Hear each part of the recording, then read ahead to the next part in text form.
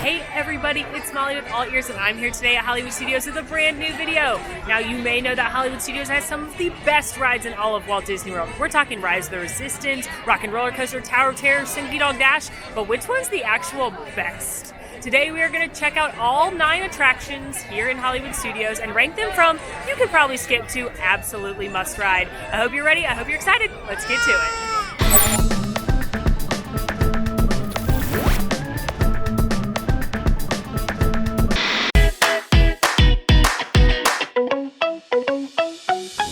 For today's video, we are going to be looking at the 9 rides here at Hollywood Studios. And yes, there are only 9 rides in this park. A lot of what makes this park great are the shows like Beauty and the Beast Live on Stage, Disney Junior for the first time in forever, a Frozen Sing-Along Spectacular, Indiana Jones, etc.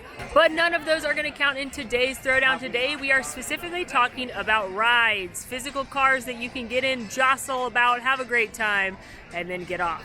And again, there are only 9 in this park, but they are 9 big ones. You've got attractions like Rise of the Resistance, the most popular attraction in all of Walt Disney World, Tower of Terror, Rockin' Roller Coaster, Toy Story Land, Galaxy's Edge. There are so many great attractions, and unfortunately, somebody's got to come in last. But who's going to come out on top? It's going to be a tricky debate. Starting off our list at number 9, I hate to do it at an attraction that has my favorite character gigantically standing right outside of it, but it's probably not a surprise that number 9 on our list is Alien Swirling Saucers.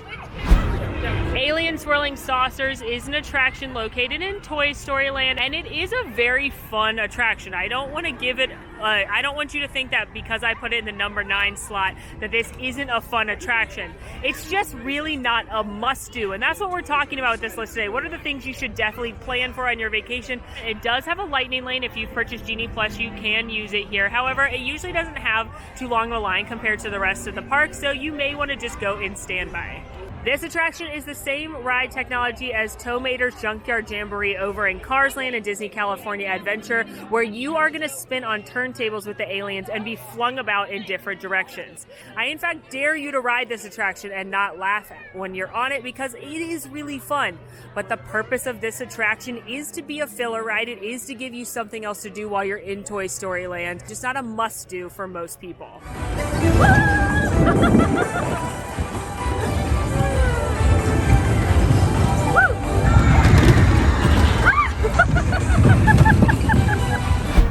I always laugh on Alien Swirling Saucers, but even then, I'm only giving it a 2 on the must-do list. It's a great filler attraction in between different things, but it's certainly not a must-do, and I think for most people, if you ride it great, you're going to enjoy it, but a lot of people don't go out of their way for it, and I think that's fair. In the number 8 spot, we've got Star Tours, The Adventures Continue TM. This is a Star Wars themed simulator, if you couldn't guess that from the title, that takes you on a variety of adventures across the galaxy far, far away.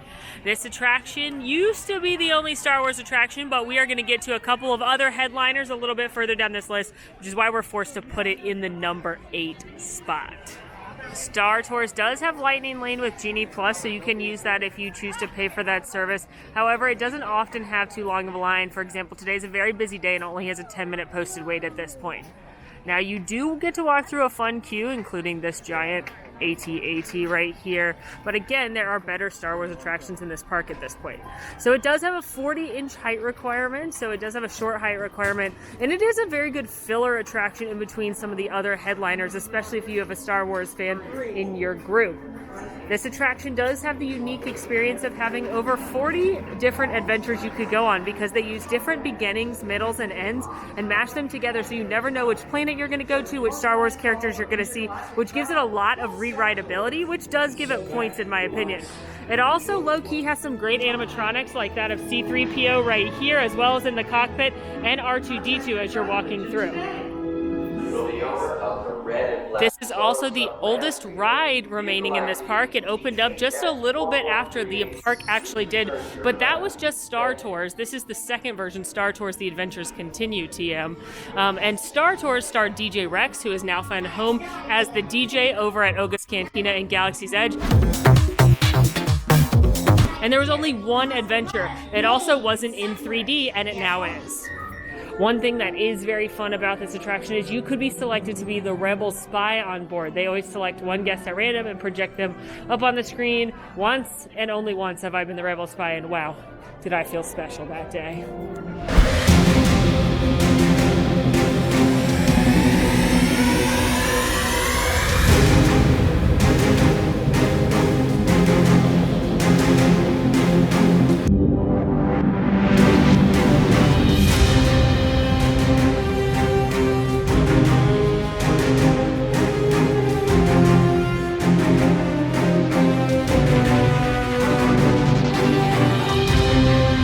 Star Tours does make me a little nauseous because it's a simulator that shakes you around a little bit, so if you get motion sick, just be aware that it could make you nauseous as well. But I gotta give it credit for its re-rideability. I think if you're a Star Wars fan, it's definitely a must-do. It's a great filler ride in between some of the other attractions, and I loved this one as a kid as well. So Star Wars, again, sits at number 8 on our list, and I'm gonna give it 3 stars.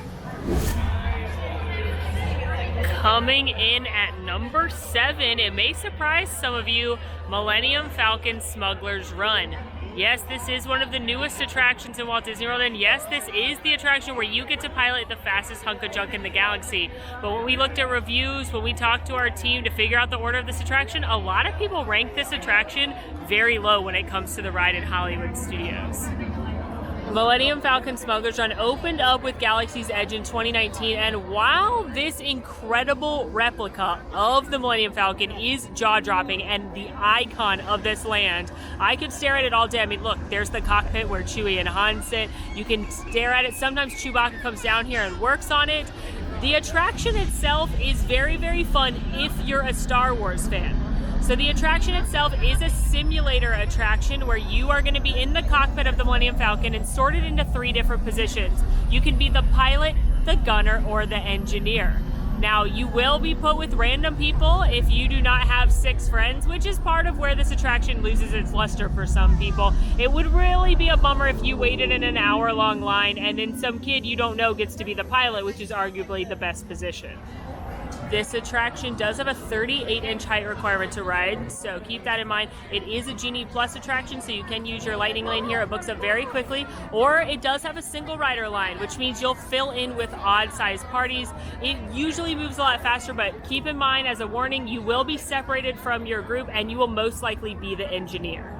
After the incredible pre-show with Hondo Naka, you go inside the Millennium Falcon, which I know for diehard Star Wars fans is a moment that is unlike any other. It truly looks like you are stepping aboard inside the movie when you see the hallways, when you see the chest room. So just for me and for a lot of people, just the art of seeing the Millennium Falcon and going inside of it into the pre-show rooms is better than the attraction itself, which is another reason we have to dock this one a little bit.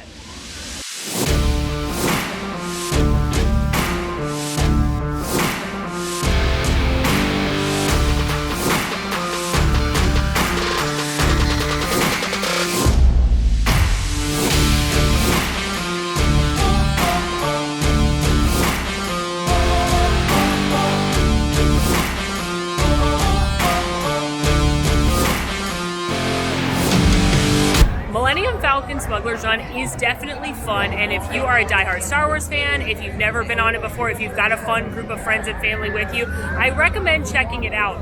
But what I will say, there's a few things I don't love about this attraction. One, I don't love that it's the same adventure over and over and over again. I wish it was more like Star Tours in that way, where you got new adventures. I also don't love that the pilot is so much fun and the engineer is just sitting there pushing buttons. It's a lot of variability versus an attraction like Mission Space where you're all just pushing buttons. And third, I don't love that you are with other people at some times on this attraction in such close quarters. The group that you're with can really make or break this attraction. Like I said, if you come with 6 friends or 5 friends and you have so much fun, you will all have a great time laughing and crashing the ship. But you may also, I'm a single rider and I usually feel like I'm intruding on families' vacations because they're all having fun and I'm just like awkwardly the stranger in the back seat. So because of that variability, because so much of this attraction depends on the guest experience and what position you take, plus the technology isn't as impressive as some of these other attractions, it also gets an incredibly long line, which probably isn't worth it for a lot of people. That's why we're putting this one in the number 7 spot. And I'm going to give this one like a 3 if you're a non-Star Wars fan and a 4 if you are a Star Wars fan. Sitting at number 6, it may surprise some of you, Slinky Dog Dash. Now, Slinky Dog Dash is a very fun attraction here in Toy Story Land. It is a family coaster where you are going to dash around the backyard with your friend and mine, Slinky Dog. It has a little more bark than it looks like, pun intended every time, because this attraction is designed for families. It has a low 38-inch height requirement, but it is a lot more fun and a little more thrilling than it looks like. The attraction was designed like the rest of this land that you are in Andy's backyard and you have been shrunk down to the size of a toy. So Andy actually built this coaster out of his toys in the backyard, which is why you'll see Christmas lights and Jenga and different blocks. He used his Slinky Dog plus a dash and go car system to build this. And when you're in the queue, look around for the details, because you'll see the connects, you'll see tape, you'll see push pins, you will see all kinds of things that Andy has used to play with in the backyard. Where Slinky Dog loses points is the incredibly long queue. This ride is very, very popular. It is on Genie Plus, but it's always the first one to go from this park, and the wait time is usually an hour, if not much more. And there is barely any shade in this entire land, so you spend that hour to an hour and a half waiting outside in the Florida sun, which causes a lot of people to find this attraction to be overrated. So my recommendation, if you're not going to do Genie Plus, is to rope drop this one with early park entry if you are a resort guest, or to ride this one last thing at night. This land is even better at night with all the Christmas lights lit up, and you can usually get on without too long of a wait if you go at very, very last thing, and it becomes a lot more fun because you didn't wait in a long line in the sun.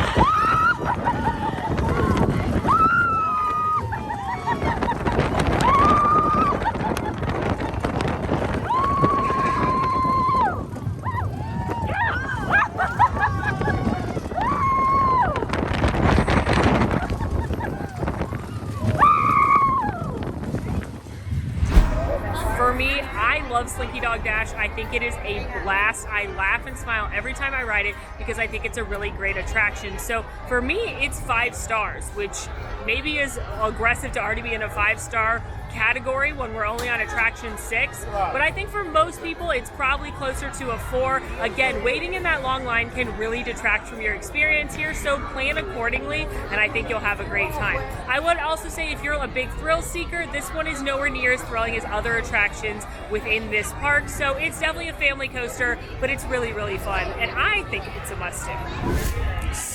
Scooting into the number 5 spot, we've got Toy Story Mania, which may surprise some people that this one ranked higher than Slinky Dog, but when talking to our team, when talking to people online, this one is a fan favorite and a tried and true classic. This is that 3D game with the Toy Story characters where you're going to play different carnival games with them with a pull trigger to win fake prizes, but it's a family attraction, everybody can ride it, and it is so much fun.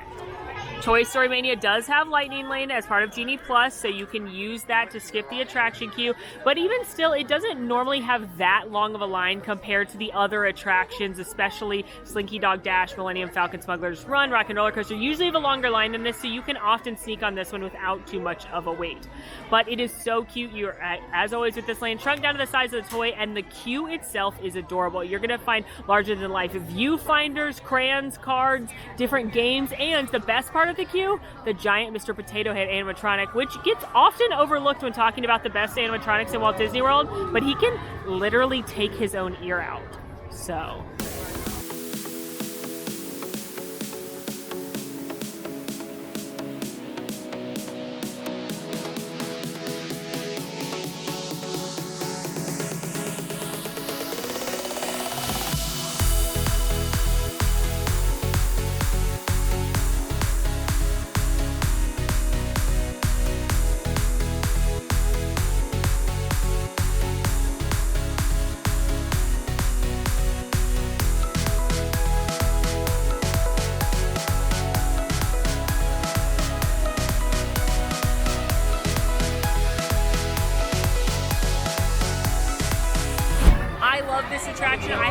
every time I ride it, partly because I love the Toy Story characters, partly because it's a great attraction, and a big part of it is the re-rideability. You can always ride it again to try and better your score, hit new targets. I like to bet whoever I'm with some ice cream or a drink or something to make it even more fun and exciting, and it's just a really great attraction. For me, this is definitely 5 stars, and this is definitely one that if you do it during your day, you are going to smile and you are going to have a great time. This is an absolute must-do for me. Coming in 4th place, just missing the medaling platform by 1, we've got the newest attraction in the park, Mickey and Minnie's Runaway Railway. This attraction is a family attraction that opened up in March 2020, just before the park closure, and it is the first time that Mickey and Minnie have headlined a ride in any Disney park, which is pretty crazy when you think about it. There's no height requirement. Everyone in your family can jump aboard this trackless ride vehicle system. And the plot of Mickey and Minnie's Runaway Railway is that you are headed to the Chinese theater to see the premiere of Perfect Picnic, a brand new Mickey and Minnie short. But of course, things go awry when Goofy becomes the conductor on the engine and, well, you end up in the cartoon. It's actually an incredible attraction with a lot of great technology and a lot more thrill than you'd expect from a family attraction. When it was announced that this attraction would be replacing the Great Movie Ride, a fan favorite, a lot of people said, what do Mickey and Minnie have to do with the Chinese theater? That's not really on theme. But the Imagineers did remind people that several Mickey shorts have debuted at the real Chinese theater in Hollywood, as have other Disney movies such as the beloved Mary Poppins. Mickey and Minnie's Runaway Railway is a lightning lane attraction, meaning you can pay to skip this one, but this one is a fancy ride, meaning it is not included with Genie Plus and you'll have to pay extra for this one alone. As you can see, they completely redid the interior of the Chinese theater, but it still has that classic feeling that it always did, but gone are the props and gone is the pre-show where you'd watch a montage of films to be featured in the attraction. Another great thing about this attraction is it is trackless, like I said, the same technology they use at Rise of the Resistance and Remy's Ratatouille Adventure over at Epcot. But because of that, depends on which train car you get in. If you are in the front car versus the back car, you're going to have a different view, and you're not necessarily going to end up where you started. So it makes it a lot of fun. It gives it a little more re-rideability because there's a lot to look for in this attraction. Tons of hidden Mickeys. Make sure you look for Pluto following Mickey and Minnie as they run around. There's a bunch of Easter eggs, and so which vehicle you get in may give you a different point of view.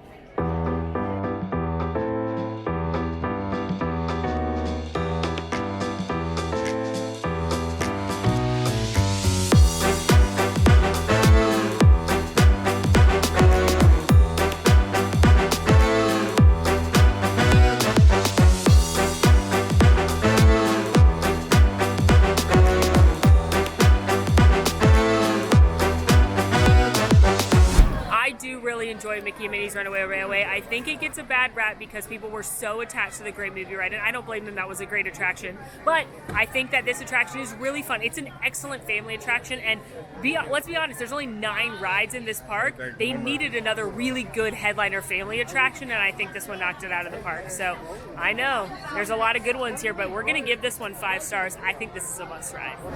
Coming in the number 3 spot, the bronze medalist, Rockin' Roller Coaster starring Aerosmith. You'll find this thrilling ride at the end of Sunset Boulevard right next to Tower of Terror, and this is a thrill seeker's must-do at Walt Disney World because it is the only Disney World attraction that goes upside down. But it makes up for that with the fact that it goes upside down 3 times, and it has a 0 to almost 60 miles an hour launch in just 2.8 seconds.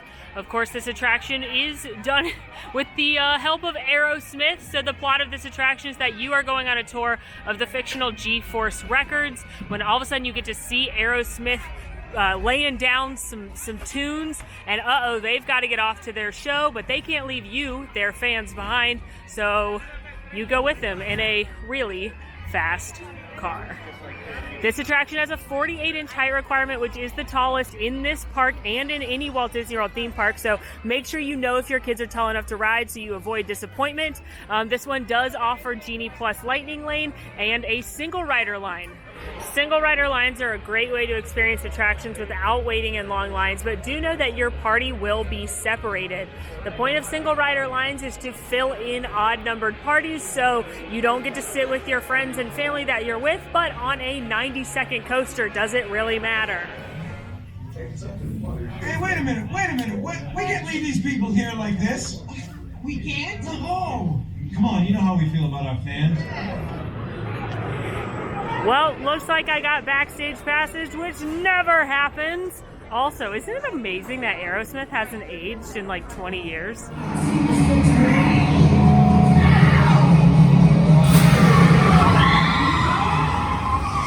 Rockin roller coaster, one of the most fun attractions at Walt Disney World. I always have a blast on that one. One of the best things about it is that the songs change with each limo, so you never know which Aerosmith song you'll be jamming out to. So even though this one takes the bronze, we are going to give this one 5 stars.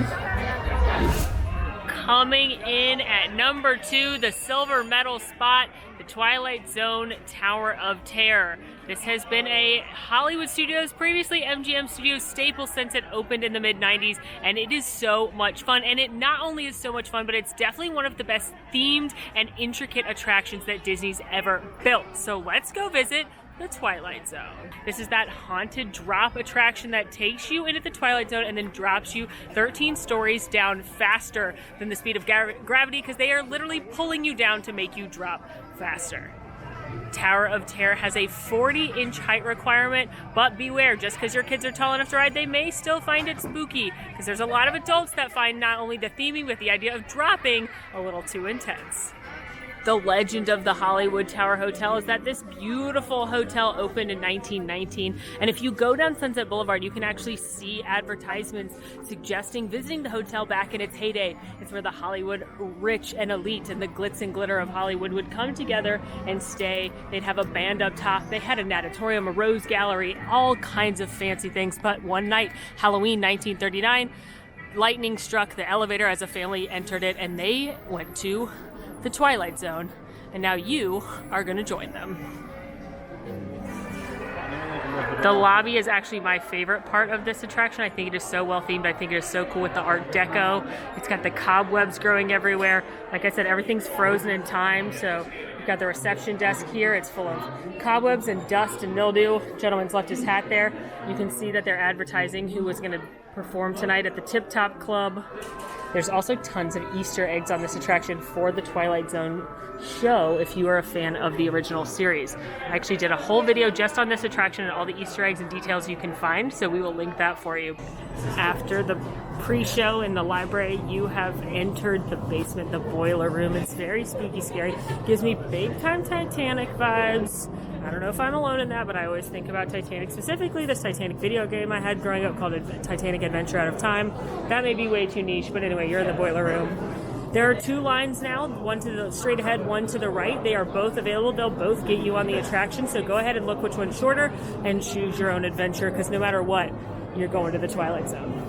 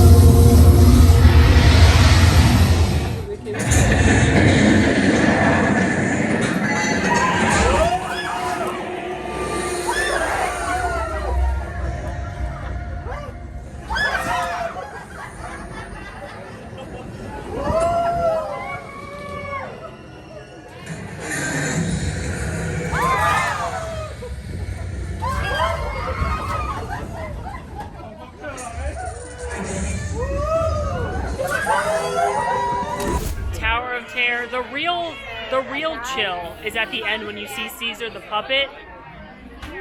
He's the real nightmare of this whole story. Tower of Terror, an iconic attraction, definitely a must-do when you come to Hollywood Studios, and even though it got the silver in the Ultimate Challenge, we're still giving it 5 stars. And number 1 in the gold medal spot, it probably comes as no surprise that it's Star Wars Rise of the Resistance. First of all, to call this a ride is honestly insulting, because it is a full 20-plus minute galactic experience. They are putting you directly in between the battle of the First Order and the Resistance, and it is mind-blowing and unlike anything you have ever experienced. It is a total must-do for anyone that comes to Walt Disney World, in my opinion, if you're tall enough. You don't even have to be a diehard Star Wars fan to find this one absolutely incredible. So let's go. As I said, this attraction puts you in the middle of the battle between the First Order and the Resistance. It takes place in a Resistance secret hideout camp where you are going to join the Resistance. You are going to be greeted by Rey, who's going to talk about Finn and General Organa, and Poe is going to be there as well. You are going to be going on a transport ship with Lieutenant Beck, but things go awry, and well, you'll see what happens. This attraction does have a 40-inch high requirement. It has a short drop, so be aware of that, similar to Hagrid's Magical Creatures Motorbike Adventure TM over at Universal. And it combines trackless technology as well as full-size sets. There is a little bit of simulation, but it is truly unlike anything you will ever do. It's multiple ride systems in once, multiple sets in once, huge attractions, or huge animatronics, huge interactive sets. It is honestly mind-boggling. Now, Rise of the Resistance is a lightning lane attraction. You can bypass the line, but it's not included with Genie Plus. This is a fancy ride, so you'll have to pay extra. It's the most expensive, and it tends to sell out very, very quick. So it also tends to have one of the longest lines in the park. So if you are planning on riding it, get here really early or commit to paying for that lightning lane. Roger, this is Black Leader. I hear you're a fine-looking group of recruits. My favorite part of this attraction? When Poe calls us a good-looking group of recruits, obviously.